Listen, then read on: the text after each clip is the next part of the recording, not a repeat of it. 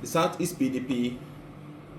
has already started the process of the zonal executive committee meeting, where likely the Southeast will nominate a consensus candidate, which most of us lawmakers and leaders has already agreed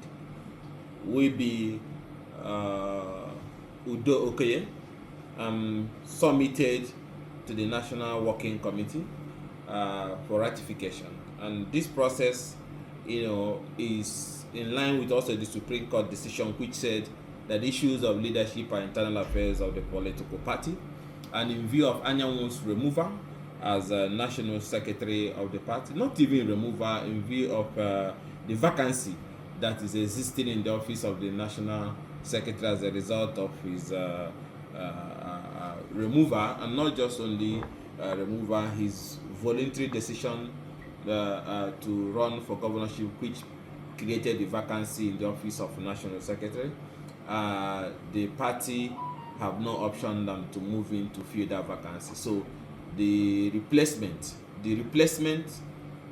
for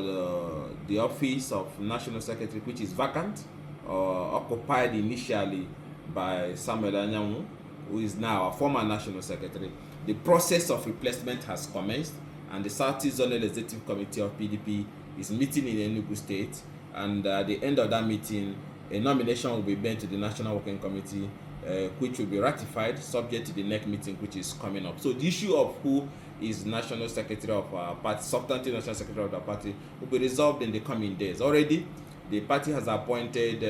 an acting National Secretary. The Deputy National Secretary is now acting as the acting National Secretary. That decision has also been ratified by the National Working Committee and also supported by our governors. And then at the next meeting, the substantive secretary, by God's grace, in the person of Ugo-chinyere, who I'm rooting for, who majority of PDP members across all parts of the country are rooting for, will be ratified as the substantive National Secretary, bringing an end to these